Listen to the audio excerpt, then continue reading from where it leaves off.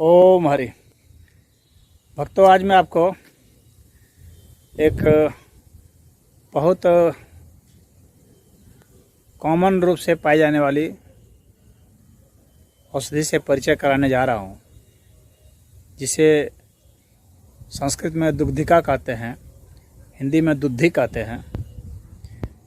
और इसका बोटेनिकल जो नेम है वो यूफोर्बिया हर्टा है। ये यूफोर्बिएसी फैमिली से ये बिलोंग करता है। तो यह जो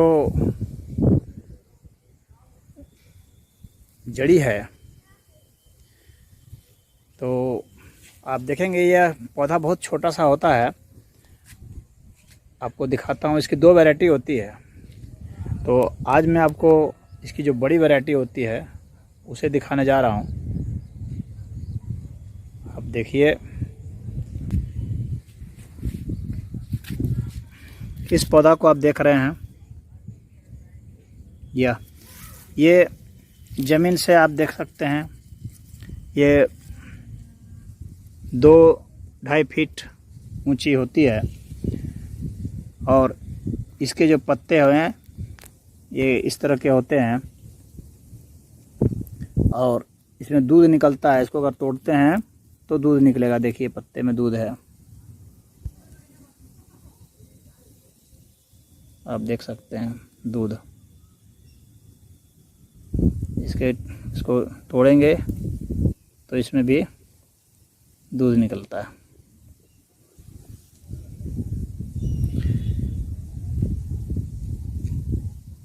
यह पौधा बरसात में बहुत ज़्यादा होता है और भारतवर्ष में तो बहुत ही ज़्यादा पाया जाता है। इसकी जो छोटी वैरायटी होती है वह ज़मीन पर फैली होती है। कभी आपको उसके विषय में भी बताऊंगा। दोनों के गुण जो हैं वो लगभग एक ही होते हैं। यह जो बड़ी वाली है ये थोड़ी ज़्यादा उपयोगी होती है और ज़्यादा प्रयोग में आती है आयुर्वेद में। बड़ी दुद्धि में एमीन पाया जाता है, पॉलीग्लाइकोल पाया जाता है और बहुत सारे ये एंटीऑक्सीडेंट भी होता है।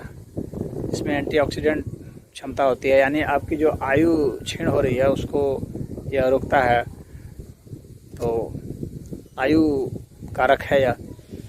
और इसमें आपको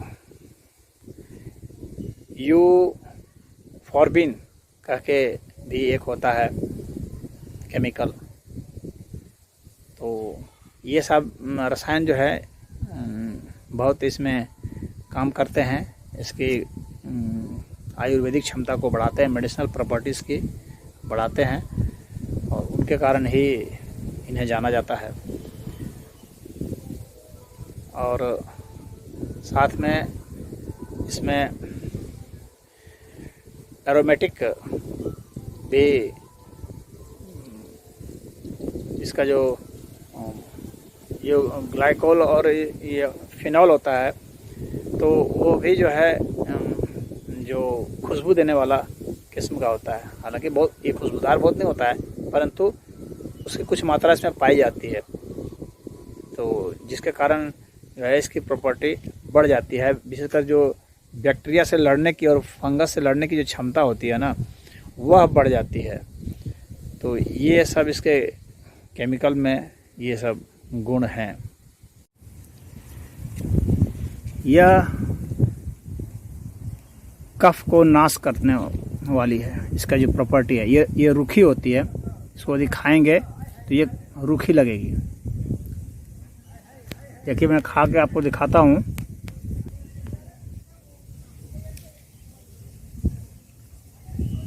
ये पत्ता है, ये रूखी लगती है और हल्का सा कसाय जैसा होता है। और यह पौधा हल्का सा वात कारक होता है, लेकिन काफ़ी बलवर्धक होता है और कफ का तो विनाश करता है, लीवर के लिए बहुत अच्छा है, सूजन को यह दूर करता है। जिन लोगों को सूजन की समस्या है उसे लेना चाहिए इसे अनंत मूल के साथ। अनंत मूल के साथ यह सूजन को दूर करता है, और पपीता के साथ भी लेंगे तो बहुत फ़ायदा करेगा। और यह महिलाओं के लिए बहुत ही उपयोगी है। जिनका गर्भ नहीं ठहरता है उन्हें इसका सेवन करना चाहिए बराबर, करीब 1 आध चम्मच जो है वो लें इसे। और बड़ का जो गोदा होता है उसके साथ लें तो यह गर्भ धारण कराता है। पुत्रनजीवा के साथ लें, उसमें पुत्रनजीवा भी मिला लें और बड़ का गोदा मिला लें और इसको ले लें तो यह पुत्र कारक, संतान कारक माना जाता है। यह महिलाओं के लिए एक अर्थ में और भी लाभकारी है कि जिन महिलाओं के स्तन बहुत छोटे छोटे होते हैं, विकसित नहीं हो पाते हैं, तो उनके लिए बहुत अच्छा है। इसका सेवन करने से करीब अगर 3-4 महीना सेवन कर लिया जाए तो स्तन बड़े बड़े हो जाएंगे और कड़े भी हो जाएंगे। लेकिन यह पुरुषों के लिए उतना फ़ायदेमंद नहीं माना जाता है, क्योंकि इससे जो है ऐसे तो बलकारक होता है, लेकिन स्पर्म की जो है मोटिलिटी है, जो मतलब उसकी गति जो होती है स्पर्म की, उसको ये गिरा देता है, कम कर देता है। और धीरे धीरे क्या होता है कि व्यक्ति जो है नपुंसकता की ओर बढ़ने लगता है। इसीलिए पुरुषों के लिए तो उतना अच्छा नहीं माना जाता है। तो कृमि के लिए भी यह बहुत लाभदायक है। यानी अगर पेट में कृमि है तो इसका सेवन करें वाइबिडंग के साथ, वाइबिडंग और इसको ले लें तो यह बहुत ही अच्छा है। और आप इसको आप देखेंगे कि इसका जो यह भी प्रयोग होता है। आप इसका तना भी, इसका जो ये तना है इसको भी प्रयोग करेंगे, और इसके पत्ती भी, और इसमें जो फूल आ रहे हैं हाँ इसका भी प्रयोग होगा। और इसका दूध तो खैर बहुत ही गुणकारी होता है। तो और साथ में यह रक्त शोधक भी माना जाता है, यानी रक्त को हमारा शुद्ध करता है यह। और आप देखेंगे कि यदि आपको रह करके फोड़े फुंसी ये सब होते रहते हैं तो नीम के साथ, यह कालमेघ के साथ प्रयोग में आता है। दुद्धि, नीम और कालमेघ को बराबर मात्रा में इसके साथ ले लें और इसका सेवन करें तो कृमि का नाश करता है। उसमें आप वाइबिडंग भी डाल सकते हैं, वाइबिडंग भी बहुत फायदा करेगा। उसमें आप सीरिस भी डाल सकते हैं। सीरिस के फल जो हैं वो भी बहुत ज़बरदस्त कृमिनाशक होते हैं। तो ये इसका गुण है। यह मूत्र कारक भी होता है, यानी इसको लेने से जिनका पेशाब नहीं आता है तो पेशाब सही से आने लगता है। उसमें से जो है आप गोखरू के साथ लेंगे और लेंगे तो गोखरू और अनंत मूल के साथ यह मूत्र उत्पन्न करता है। ये मल को रोकता है, यानी जिसको डिसेंट्री हो गया है को रोकेगा। इसमें एंटी बैक्टीरियल और एंटी मलेरियल और एंटी अमेबिकल प्रॉपर्टी होती है। यानी अगर मलेरिया हो गया तो उसमें आप इसको प्रयोग कर सकते हैं। और अगर आपको कोई बैक्टीरियल इन्फेक्शन है तो उसमें भी इसका प्रयोग कर सकते हैं। तो यह बहुत गुणकारी है। एंटी हेलमिंथिक भी होता है, यानी अगर कोई कृमि वगैरह पेट में है तो उसमें भी इसका प्रयोग होता है। और इसके साथ ही यह अगर आपको डिसेंट्री वगैरह हो रहे, वो पेचिस पड़ गए हैं तो उसमें यह प्रयोग होता है। ये दस्त को रोकता है। उसके लिए आप इसको दस्त को रोकने के लिए आप अनार के जो फल का जो बक्कल होता है, छिलका, उसको इसके साथ लें और अमरूद के पत्ते को लें तो यह दुद्धि बहुत ही लाभकारी है। और महिलाओं के लिए तो यह वरदान है, महिलाओं को इसका प्रयोग करना चाहिए।